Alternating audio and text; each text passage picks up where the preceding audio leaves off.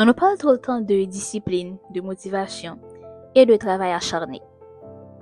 Mais on parle très rarement d'un facteur pourtant déterminant de la réussite, l'entourage. Tu veux être la personne la plus audacieuse au monde. Si ton entourage te limite, te fatigue ou te freine, avancer devient 10 fois plus difficile pour toi. Aujourd'hui, j'aimerais qu'on parle de l'importance de l'entourage dans la réussite. Et surtout, comment ton entourage peut soit t'élever ou soit t'empêcher d'atteindre ton plein potentiel. Déjà, on va commencer par parler du mythe je réussis seul.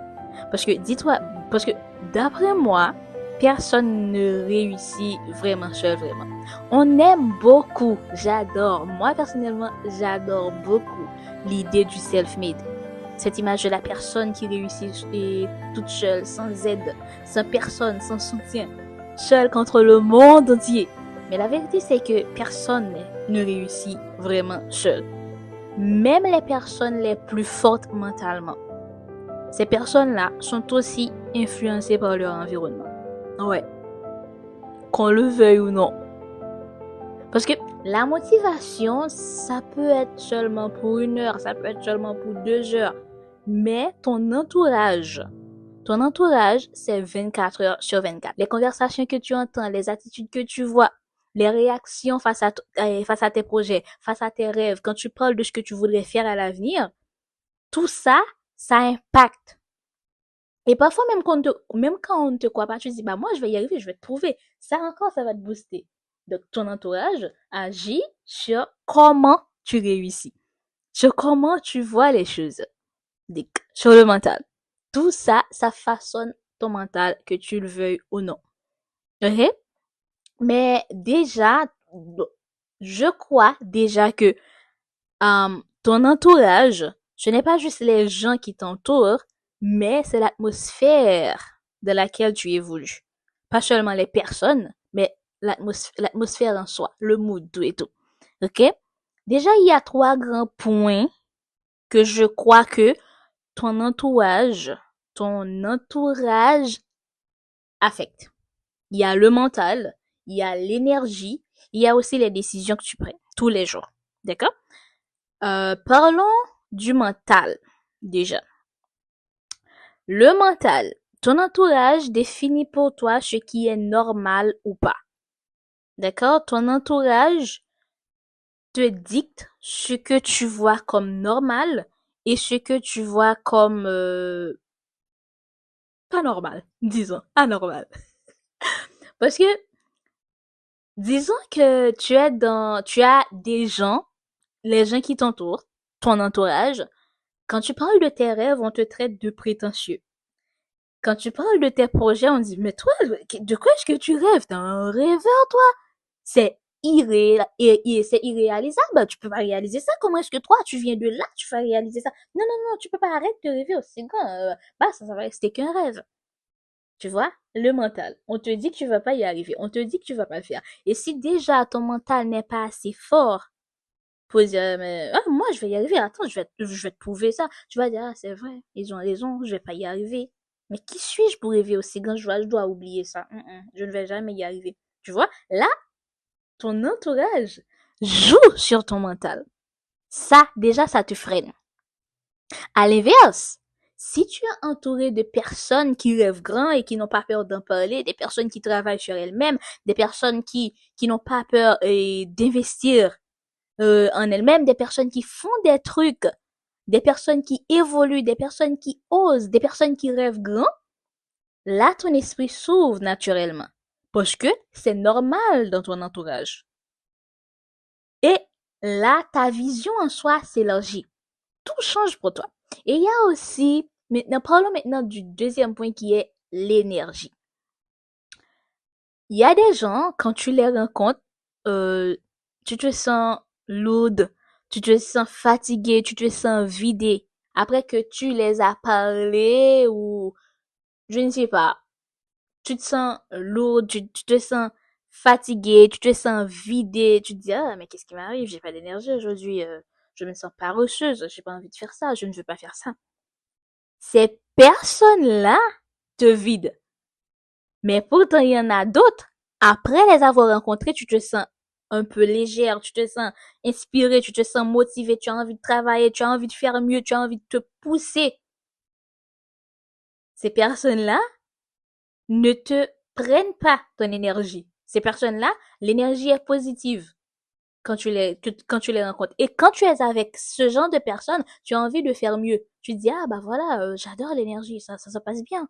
Tout va bien. Et ce n'est pas un hasard. Parce que l'énergie, ça se transmet.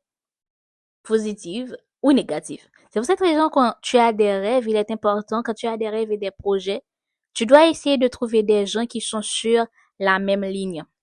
Des gens qui ont le même mental, la même énergie que toi.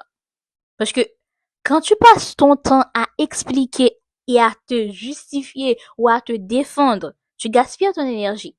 L'énergie que tu devrais utiliser pour construire ta vie, maintenant tu utilises cette énergie pour te justifier, pour te défendre, pour te dire, bah voilà, je pense comme ça parce que je dois faire comme ça et j'ai lu ça quelque part et j'y crois, j'ai fait l'expérience et tout. Maintenant tu passes ton temps à te justifier pour rien. Et et ça prend toute ton énergie. Au lieu que le temps que tu passes à te justifier, le temps que tu passes à te défendre, tu aurais pu l'utiliser à lire 5 pages d'un livre. En d'autres termes, tu gaspilles une énergie qui devrait servir à construire ta vie. Maintenant, parlons des décisions. Comment ton entourage affecte tes décisions? On pense souvent que nos décisions et nos choix sont rationnels. Mais beaucoup de choix qu'on fait sont influencés par notre entourage. Ce que tu oses faire, ce que tu n'oses pas faire, ce que tu repousses, ce que tu oses entreprendre ou pas.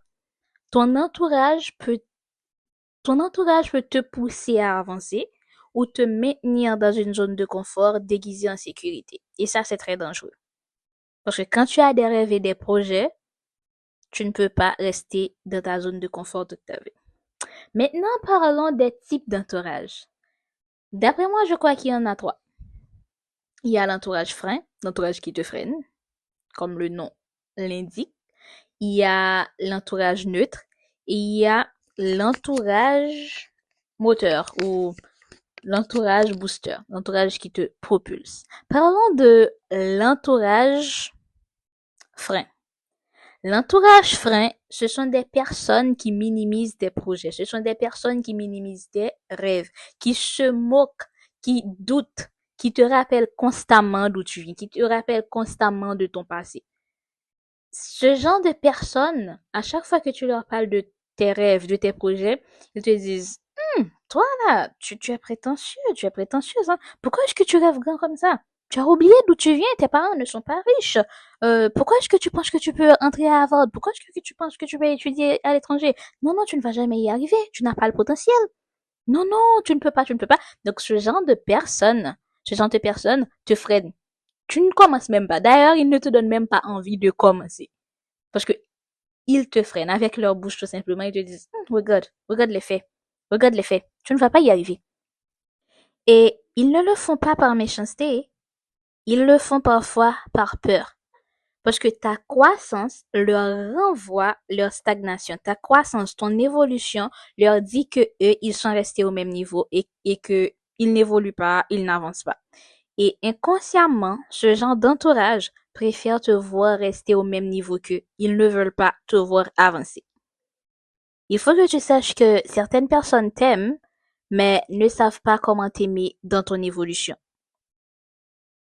Maintenant, parlons de l'entourage neutre. L'entourage neutre, c'est le genre d'entourage qui n'est pas toxique, mais qui n'est pas moteur non plus. Il ne te freine pas, en tout cas pas activement, mais il ne te soutient pas vraiment.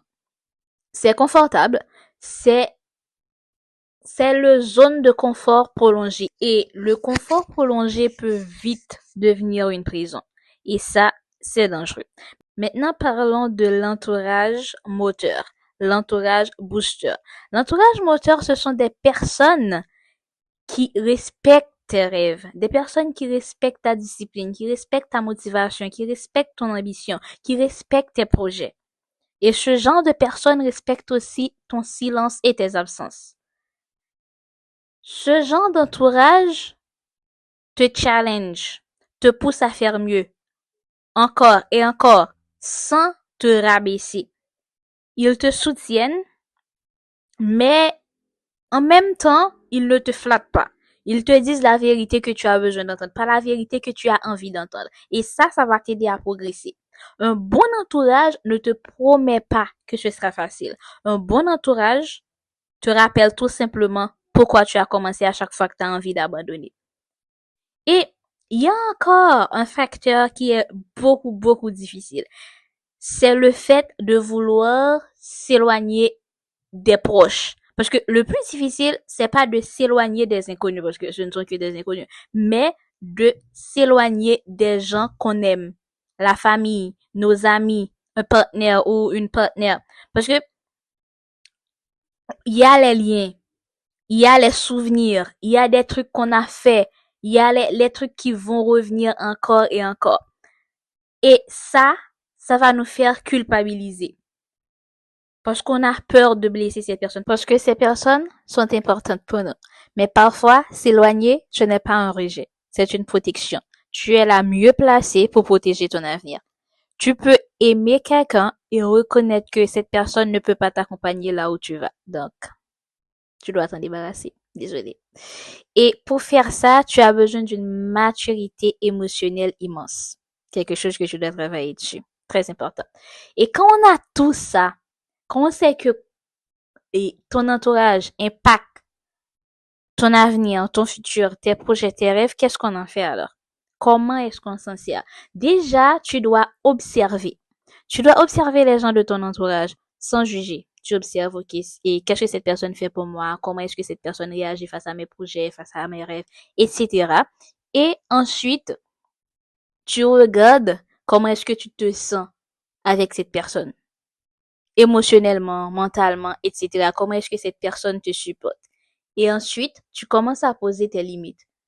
Tu te dis que, ok, voilà ce que je peux accepter et voilà ce que je refuse d'accepter. Parce que poser ses limites, c'est important.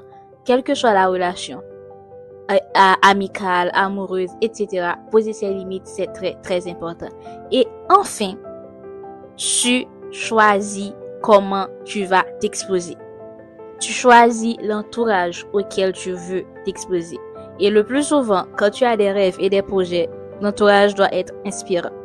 Même à distance, c'est important. Tu peux choisir de lire des livres, des podcasts, des vidéos, des personnes qui ressemblent à ce que tu aspires à devenir, des personnes qui partagent ta vision.